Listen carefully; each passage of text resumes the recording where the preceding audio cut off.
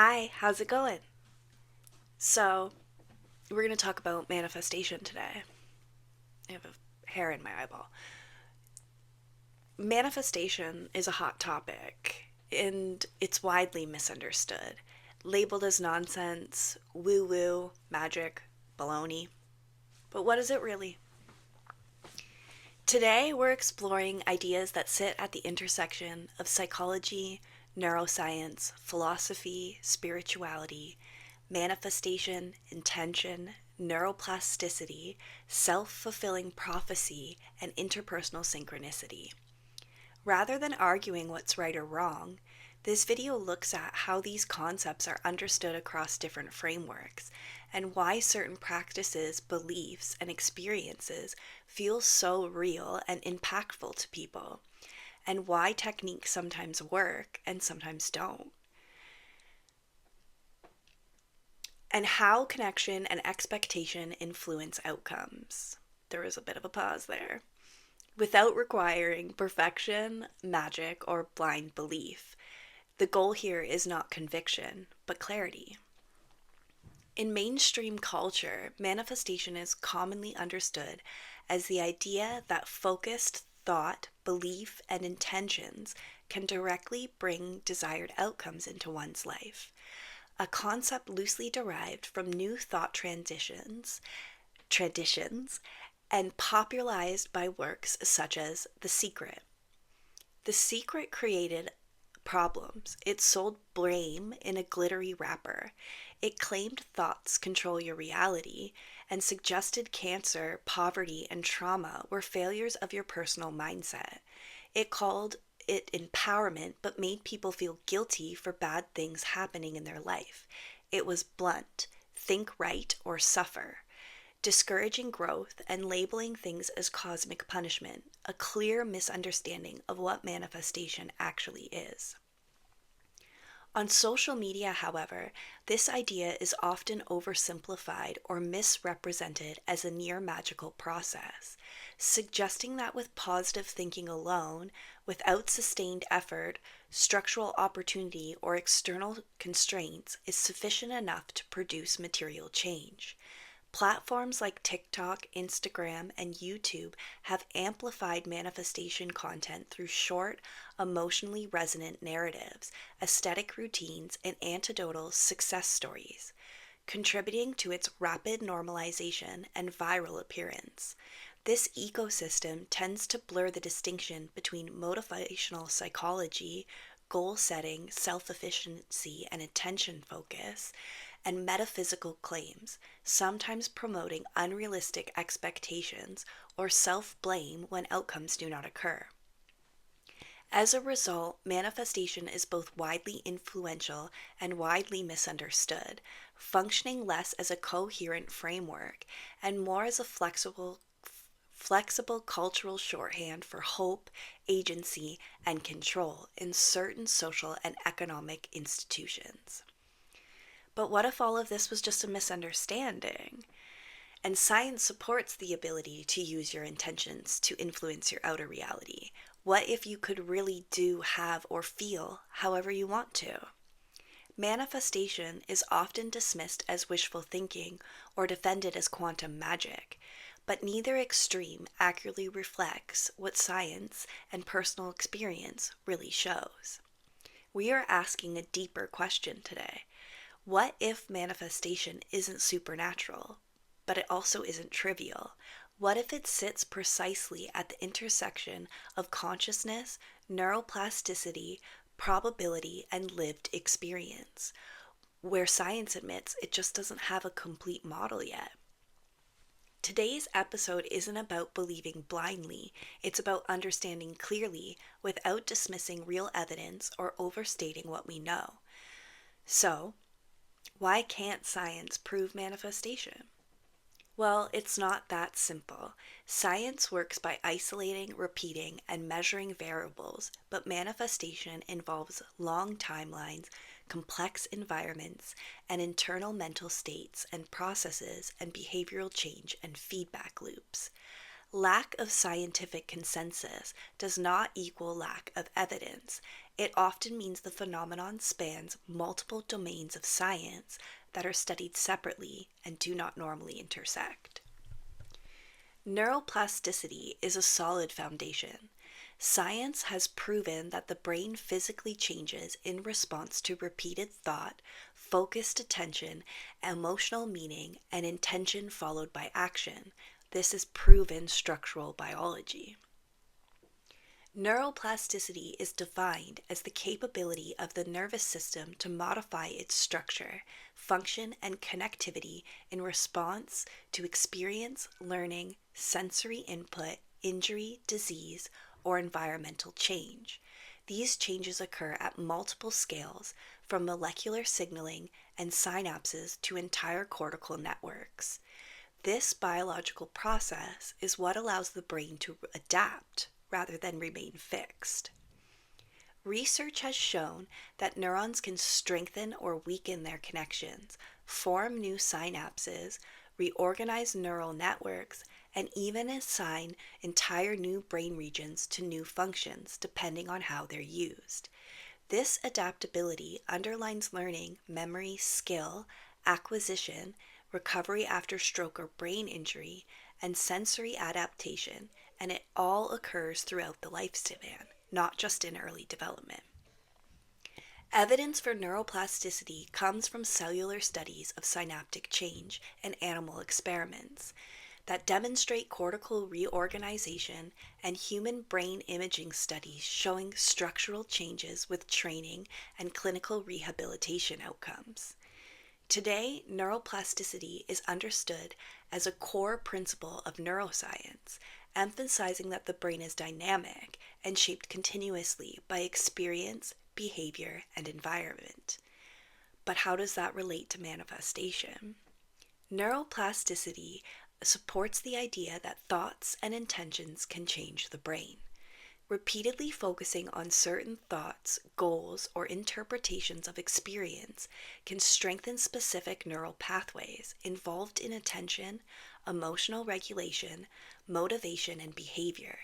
This means internal thought processes can shape how a person perceives opportunities, responds to stress, makes decisions, and persists in action, which can influence outcomes. In this sense, changing one's thoughts can change one's brain, and subsequently one's behavior through well-established plastic mechanisms such as synaptic strengthening and network reorganization. Although neuroplasticity does not support the idea that intention bypasses effort, biology, change, or social conditions, it explains how mindset influences learning, habit formation, emotional resilience, and goal-directed behavior. A more accurate framing is that sustained intentions can bias perception, reinforce adaptive behavioral loops, and increase the likelihood of certain outcomes by shaping how the brain allocates attention and effort. In short, neuroplasticity provides a scientific basis for why changing thoughts matters, but it situates that influence firmly within behavior, environment, and biological limits, rather than metaphysical causation. How does this relate to your reticular activating system?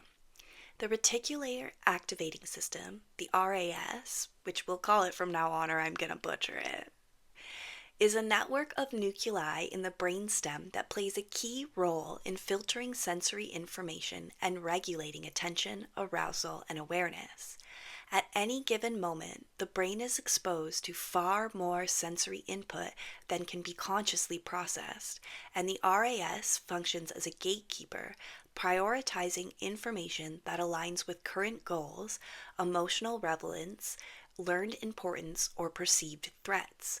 When a person repeatedly focuses on certain thoughts, intentions, or goals, those mental patterns can bias the RAS to flag related stimuli as important. For example, setting a clear intention or goal can increase the likelihood that relevant opportunities, cues, or information are noticed and remembered, not because they were created by thought, but because attentional filtering has shifted.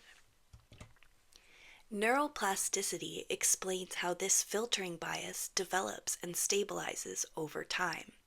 Recurrent thought patterns, emotional states, and goal directed attention strengthen specific circuits involved in intention control, valuation, and decision making. As the circuits are reinforced, the RAS becomes more efficiently tuned to select information congruent with those patterns. This creates a feedback loop. Focused intention influences attention. Attention shapes experience and behavior. Repeated experience reinforces underlying neuronal pathways.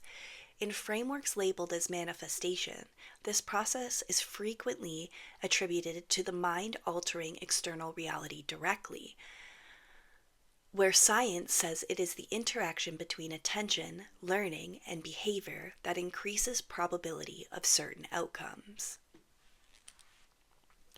A common phrase heard in the manifestation world is ignore the 3D or ignore your circumstances, a practice referring to what some can currently see, hear, or measure right now, especially when it contradicts with the desired outcome. Ignoring the 3D or current reality does not mean literal denial of reality at a neurological level. Rather, it means choosing not to emotionally or cognitively reinforce present evidence that conflicts with a goal. The person is attempting to disengage attention from certain stimuli and repeatedly refocus on an internal narrative, belief, or imagined future state. In terms of manifestation, when someone practices ignoring the 3D, they are primarily influencing attentional filtering, which is a core function of the RAS. The RAS determines what information is allowed into conscious awareness and what is deprioritized.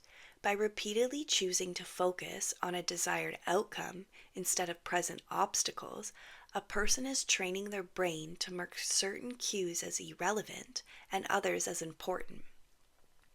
Over time, the RAS becomes more likely to highlight the information that aligns with the internal focus, opportunities, confirmations, learning cues, and less likely to flag contradictory information as emotionally urgent. This is why people report suddenly noticing things related to their goal. These things were always present, they just weren't being selected from awareness.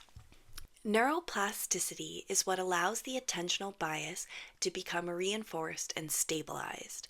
Repeated thought patterns, especially those paired with emotion, strengthen specific neuronal circuits related to meaning, expectation, and response.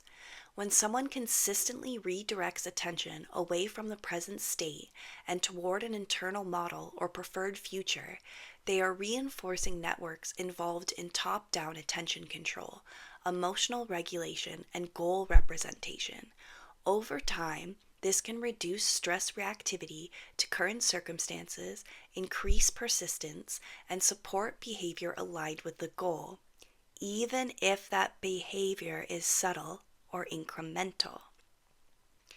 Neuroscientifically, ignoring the 3D is best understood as deliberately deprioritizing conflicting sensory input to protect an internally held goal long enough for attention, emotion, and behavior to reorganize around it. So, if this process is scientifically proven, if you can reprogram your brain with an intention to affect your reality, why do so many people claim to have no results? Many people believe this comes down to true intention versus pretending. True intention is not wishful thinking or verbal affirmations. It is a coherent internal state in which cognition, emotion, attention, and expectations are all aligned toward a goal.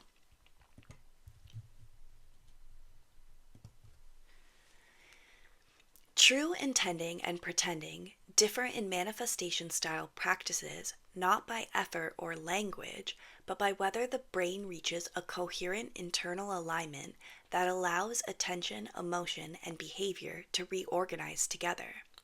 True intention reflects a state in which a goal is perceived by the brain as plausible and personally meaningful, reducing internal conflict and threat signaling. This allows the RAS to gradually deprioritize contradictory sensory input and consistently highlight goal relevant information, while neuroplastic mechanisms reinforce stable patterns of attention, emotional regulation, and action.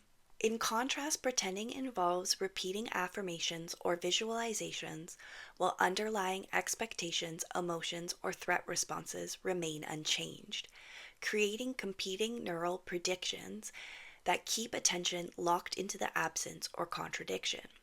Rather than reshaping attentional filters, this mismatch strengthens doubt, vigilance, and emotional reactivity, often making the unwanted reality more realistic. In practical terms, manifestation works when the intention reduces the internal resistance long enough for perception, persistence, and behavior to shift organically. In practical terms, a manifestation works when the intention reduces internal resistance enough for perception, persistence, and behavior to shift organically. Science says that the brain reorganizes around what is most consistently attended to, emotionally encoded, and behaviorally reinforced, regardless of stated goals. So, how do techniques such as affirmations, visualizations, and meditations relate to manifestation and neuroplasticity? Affirmations, visualizations, and meditation are commonly used in manifestation practices because they engage the same cognitive and emotional systems that drive neuroplasticity. Affirmations work by repeatedly reinforcing self referential language and identity narratives. Visualization activates sensory and emotional circuits by mentally shunting experiences, and meditation quiets habitual stress and reactivity, making the nervous system more receptive to change. Together, these practices can help stabilize new internal states by increasing familiarity, plausibility, and emotional coherence around certain beliefs and identities. However, they are most effective when they support a deeper shift in intention, meaning a change in the underlying expectation of self, rather than being used as a mechanical technique. Many people get stuck focusing on techniques because they feel controllable and effort based, while true intention changing involves uncertainty, discomfort, emotional exposure, and identity reorganization, which can feel threatening or destabilizing. When techniques are repeated without alerting deeper assumptions, the brain reinforces the effort and conflict rather than coherence, limiting plastic change. In this way, techniques influence repetition, but sustained neuroplastic change and what manifestation frameworks describe as results emerges primarily when attention, emotion, belief, and identity align into a stable internal orientation rather than remaining fragmented across practices.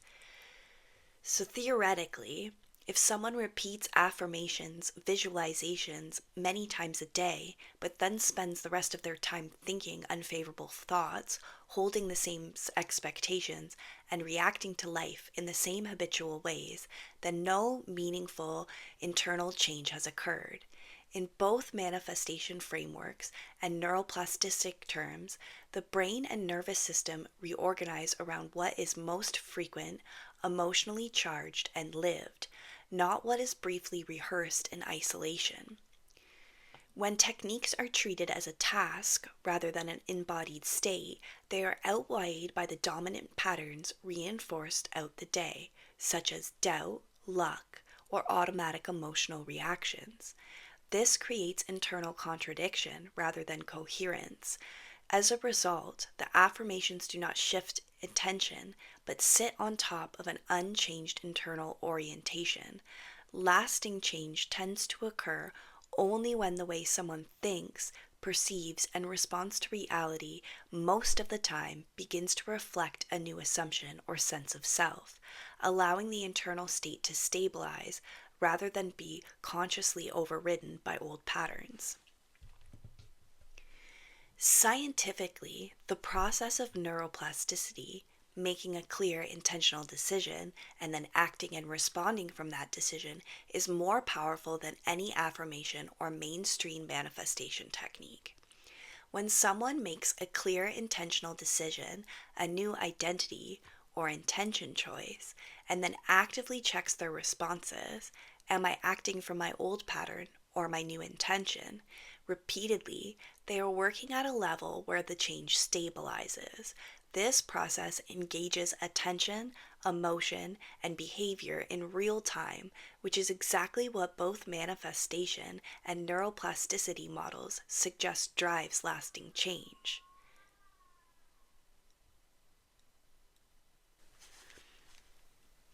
I don't know if there's like yelling in the back of that.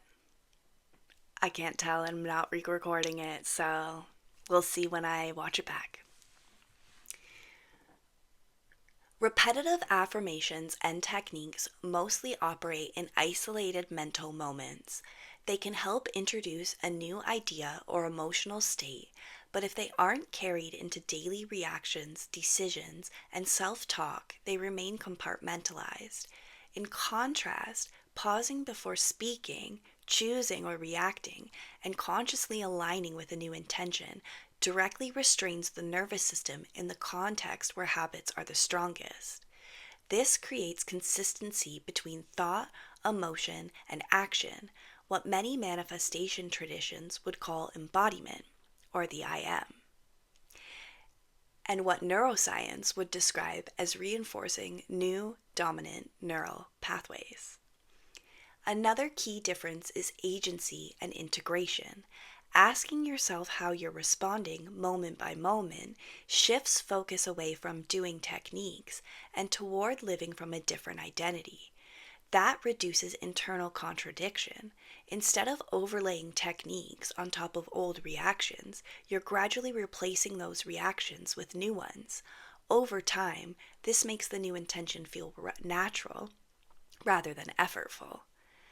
This doesn't mean affirmations, visualization, meditation, or other techniques are useless.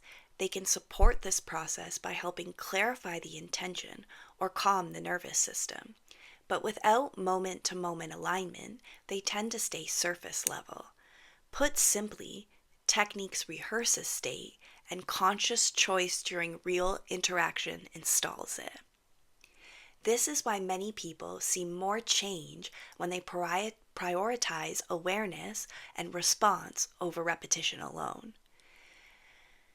And what about the common belief that you can't ruin a manifestation? This belief is based on the idea that outcomes are shaped by underlying intention or identity, not by constant mental perfection. Within manifestation frameworks and neuroplastic models, change is understood as cumulative and driven by dominant patterns someone learns over time, rather than by isolated thoughts, emotions, or momentary setbacks. Temporary doubt, fear, or reversion to old habits is seen as a normal part of transition and does not erase past progress. Because the nervous system reorganizes through repeated, emotionally relevant experiences, not single lapses. Worrying about ruining a manifestation often leads to hypermonitoring and anxiety, which reinforces the old state of effort and lack instead of stabilizing the new intention. This belief itself functions to reduce resistance and self-blame, allowing a person to remain oriented toward their chosen identity while trusting that consistency, not perfection, is what supports lasting internal change and the outcomes that follow it. What about multiple realities, reality bubbles, free will, all that fun jazz we hear about in the manifestation community? What about that stuff?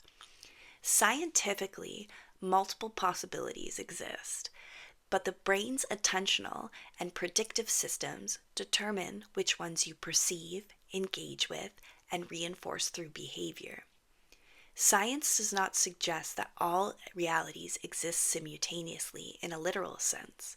What science does support is a more grounded and nuanced idea.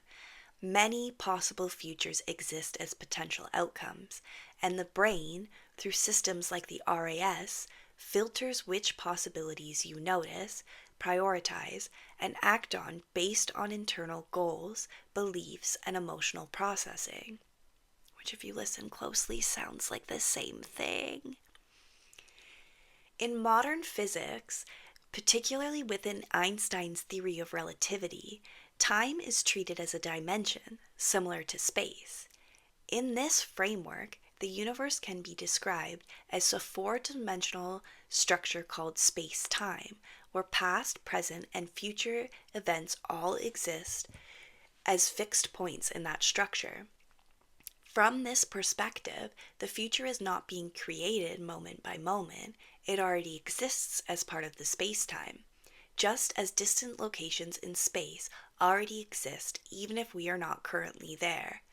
When people say all time is finished, they're usually echoing the idea that every event that will ever happen is already part of the universe's structure. Experience, decision-making, and learning unfold logically within this structure. Intention shapes attention, behavior, and probability, which is more powerful enough to explain all the lived effects people describe without invoking metaphysical control over time. Neuroscience refers to the idea that every human operates inside a subjective reality bubble. No two people experience reality the same way because perception is not a direct recording of the external world, but a construction generated by each brain. Individuals differ in sensory input due to genetics, development, and physiology, meaning the raw data entering the nervous system is already unique. Beyond a sensation, attentional systems such as the RAS filter what information reaches awareness based on aspects of the same environment. The brain also operates through predictive processing, interpreting incoming data using expectations shaped by experience, culture, and memory, which causes identical events to be perceived differently. Over time, neuroplasticity stabilizes these individual patterns of intention and interpretation, reinforcing habitual ways of experiencing the world. While external reality remains governed by shared physical laws, each person's lived experience is individualized by how their nervous system samples, filters, and assigns meaning to it. What about the claim of no free will? From a scientific perspective that assumes limited or no free will, perceived manifesting change in romantic partner can be explained without invoking mind control or violating autonomy. In deterministic models, people are still highly responsive to causal inputs and a person's internal changes, such as altered expectations, emotional regulation, confidence, or reactivity that naturally lead to changes in behavior, tone, and nonverbal signaling. These shifts act as new inputs into the relationship's existing feedback loops, influencing how this partner's nervous system responds through largely autonomic processes tied to attachment, threat detection, and emotional regulation. As a result, the partner may behave differently not because their free will was overridden, but because relational conditions changed in a way that altered their unconscious responses and predictions. This process is well captured by concepts like the self-fulfilling prophecies and interpersonal dynamics. Their changed perception and behavior in one person can shift probabilities and outcomes within real-world constraints. In this framing, manifestation reflects causal influence through interaction in neurobiology, not direct control over another person's choices. So how does this explain the overwhelming personal manifestation accounts of relationships returning after periods of no contact? Science does not support the idea that changing one's inner intention directly causes another person to reach out. Instead, it explains reconnection through independent causal processes already in motion. Relationships leave lingering neural and emotional trace memories, attachment bonds, unresolved narratives that continue to evolve offline in each person's brain long after contact ends. External triggers on the other person's side, stress, nostalgia, life transitions, reminders, can independently prompt outreach, while intention change primarily affects the person holding them by reducing anxiety, disengaging rumination, and altering how change events are interpreted. When contact does occur, intention retrospectively gains meaning because humans naturally attribute coherence to timing, but the mechanism remains probabilistic and relational rather than transmissive. Intention reshapes internal state and radiance, not external causation at a distance. But they can't prove that they're right. This is the problem with this science little bit here, is they can't prove they're right because we have countless studies by very smart people who have written books that say that they've shared consciousness with people. Countless studies, countless accounts of people thinking the same thoughts, seeing the same things, telepathically speaking to each other. So you actually have a lot of evidence to say that there is a conscious connection between people's brains, but because they can't prove it, they say, no, it's probabilistic and it's blah, blah, blah, and blah, blah, blah. But at the end of the day, they can't say yes or no because they can't study it. Beliefs about shared consciousness or connected consciousness are often used to bridge the gap by suggesting a non-local link between minds. And there are research programs that explore phenomena like emotional synchronicity, presentiment, or telepathy-like effects. While some studies have reported intriguing correlations, these findings are controversial and cannot be replicated, with no accepted mechanism that survives rigorous controls. Mainstream neuroscience continues to locate consciousness within individual nervous systems. Psychologically, however, the belief in shared consciousness can reinforce expectation, meaning making, and reduce threat states that can change perception and behavior. And this can make reconnection feel causally linked to intention. Scientifically, the most defensible account is that intention changes internal models and emotional regulation, while reconnection arises from independent dynamics. The sense of a shared field operates as a compelling metaphor or belief system rather than an empirically demonstrated causal pathway. They can't prove it, so they gotta say something. Science is limited in its ability to study consciousness because the observer and the object of study are the same system. Therefore, the bias of the individual's consciousness influences the results of the study. The brain is attempting to study consciousness itself, generating the conscious experiment. This creates unavoidable bias, as reports of all conscious are filtered through perception, memory, language, expectation, and cultural context, making a perfectly objective or unbiased account impossible.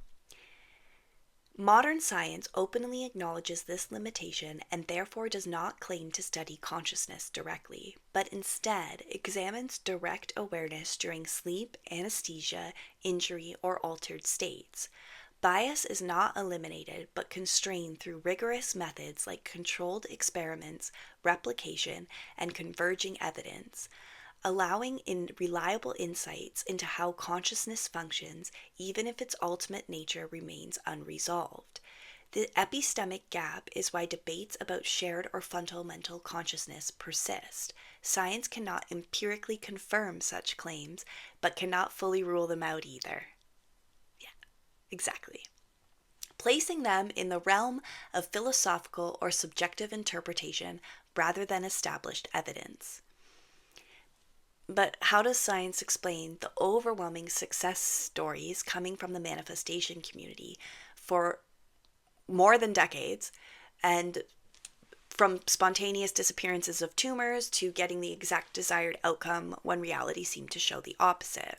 Well, science cannot currently explain the many phenomena people attribute to manifestation, but its inability to explain them does not make those experiences untrue. Nor does it make scientific caution inherently more factual at the level of lived reality. Science is designed to establish generalizable, reproducible mechanisms, not to adjudicate personal causation or meaning in singular lives. When individuals report that changing their intention or belief preceded a significant outcome, whether healing, relational change, or life shifts, science cannot definitively confirm or deny their causal interpretation because it cannot fully access internal states, reconstruction of counterfactual timelines, or observe every variable in a complex system. Scientific explanations are therefore more constrained and conservative, not necessarily more ontologically true, while personal accounts operate at a phenomenological level where meaning agency and narrative coherence are valid forms of evidence. The conflict arises only when personal truth is treated as universal law or when scientific limits are mistaken for disproof. A more accurate framing is that the belief demonstrably shapes physiology, perception, behavior, and probability, while the deeper causal structure behind rare or exceptional outcomes remains unknown, leaving room for both scientific humility and respect for lived experience without collapsing into each other. Let's talk about the mainstream science, fringe evidence. So some people interpret the following as supporting manifestation style claims, but these remain controversial, weakly replicated, or lack a widely accepted mechanism for study. For scientific studies to be considered valid, they must include a cause and effect relationship without confounding variables, and external validity, meaning that the findings can be generalized to other populations, settings, and times.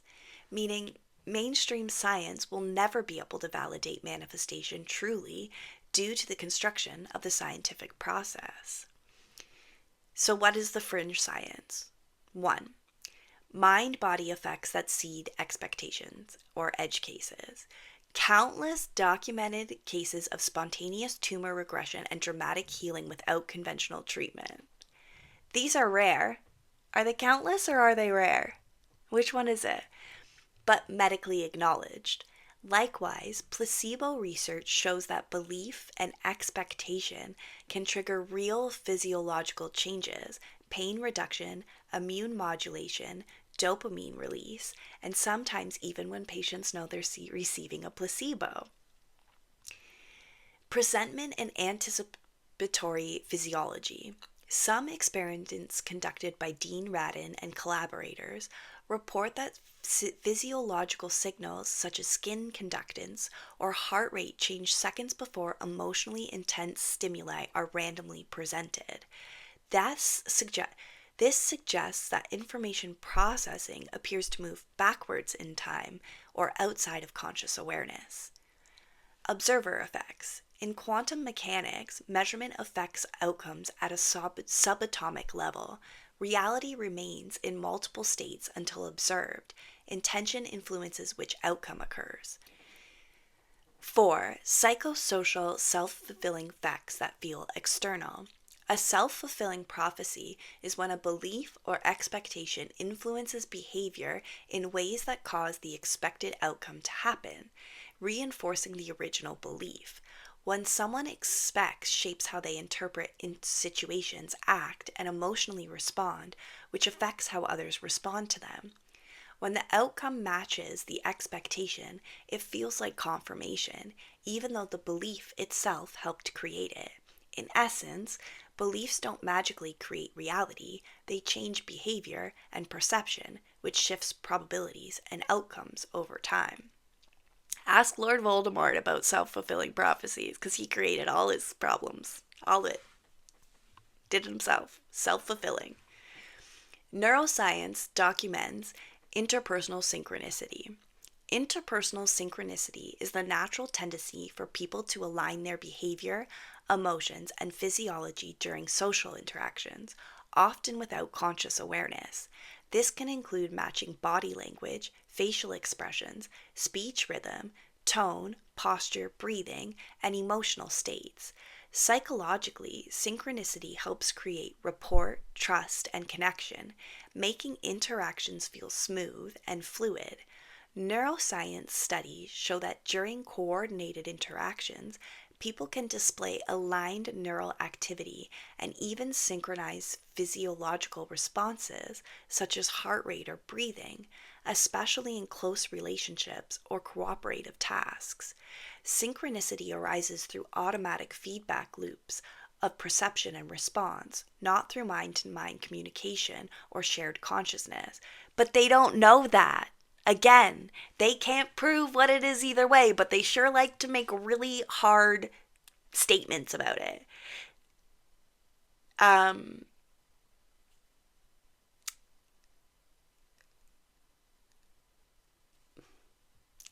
I need to put my phone on do not disturb while I'm filming because I read the text message automatically and my brain goes gone, gone. Oh, yes, so they're basically saying it's not through mind to mind communication, it's through this other thing. But they can't prove that it's not through mind to mind communication, so they're just saying shit. Science is a liar sometimes.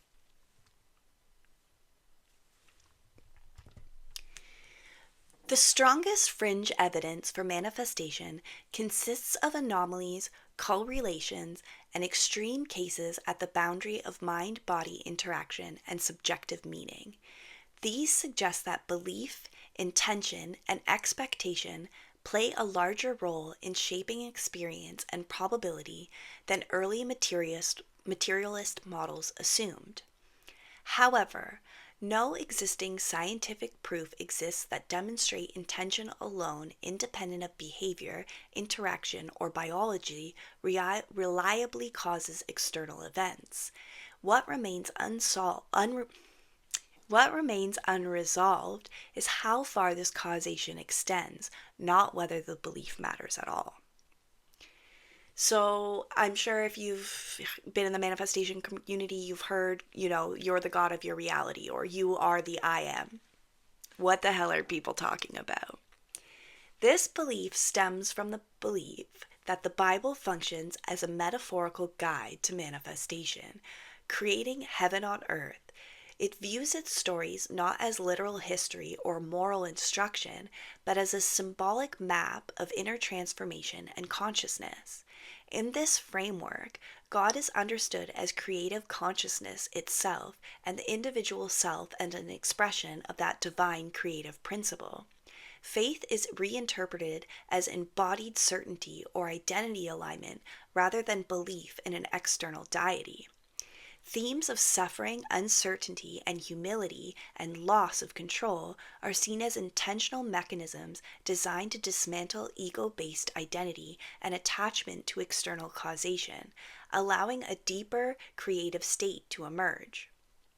Biblical narratives such as trials, sacrifices, and death and resurrection, is read as a psychological and existential initiation process through which the false self dissolves and a realized creative self arises. Within this worldview, manifestation is not effortful wishing or manipulation of reality, but the natural reorganization of the lived experience that follows when identity aligns with creative awareness, resulting in a state of harmony and agency described as heaven on earth. This interpretation draws from mystical Christianity, Gnosticism, Hermeticism, Neoplatonism, and later depth psychological traditions, and treats lived experience and transformation as valid forms of knowledge rather than requiring empirical or scientific validation. If you're listening closely, you will hear that every one of the things that I've gone through and frameworks are all saying the same thing. If you change the way you think and feel inside, your outside world will change. So, where does this all actually leave us? What we've explored today suggests that manifestation isn't simply woo-woo fantasy, nor is it reducible to shallow positive thinking or quantum magic. Instead, it appears to live in a much more interesting and complex space, at the intersection of consciousness, neuroscience, psychology, probability, and lived experience. Science does not support the idea that thought alone overrides biology, effort, or social constraints, but it does clearly show that repeated attention, emotional meaning, and expectation and behavior physically reorganize the brain through neuroplasticity. This reorganization changes what we notice, how we respond, what we persist in, and what opportunities we even perceive as possible, largely through attentional systems like the RAS, predictive processing, and emotional regulation circuits. From that perspective, manifestation is not about controlling external reality at a distance. It's how internal states shape perception, behavior, and interaction in ways that shift probability. Intention doesn't bypass reality, it changes how we move through it.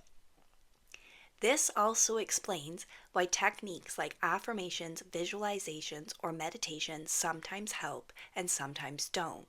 They only work when they support a deeper internal coherence and when thought, emotion, intention, and identity begin to align. Repeating techniques without the alignment often reinforces effort, conflict, or doubt rather than transformation. Lasting change seems to emerge not from mental perfection, but from moment to moment embodiment, how we actually think, react, and choose in real life situations.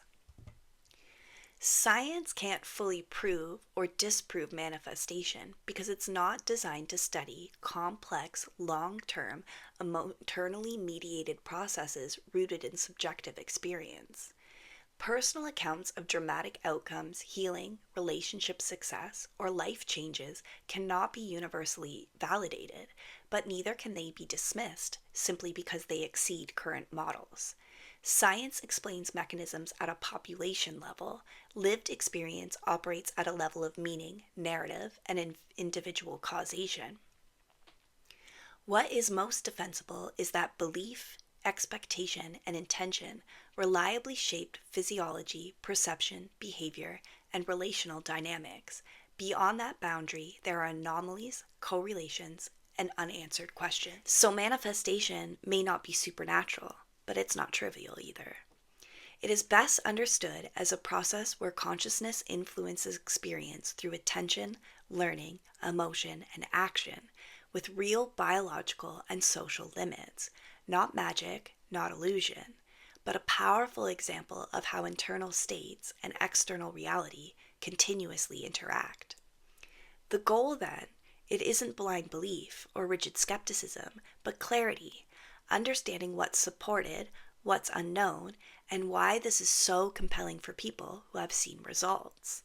Because ultimately, whether we call it manifestation or not, the question isn't can thought create reality? It's do how we think, attend, and respond shape the reality we end up living? And that is something science, philosophy, and lived experience all agree matters deeply.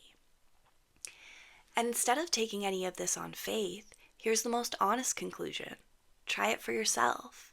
Not perfectly, not obsessively, and not by forcing techniques. Just choose one clear intention that actually feels plausible and meaningful to you. Then watch what happens when you repeatedly respond to life from that assumption instead of your usual one. Notice what you start paying attention to. Notice how you react under stress.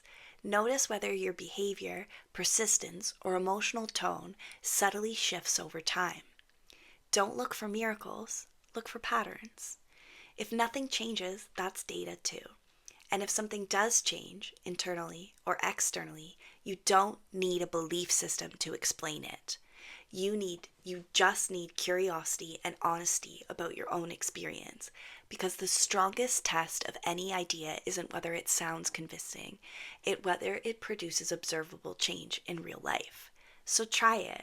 Live from a different internal orientation for a while and see what happens. That's where clarity actually comes from. you, my friend.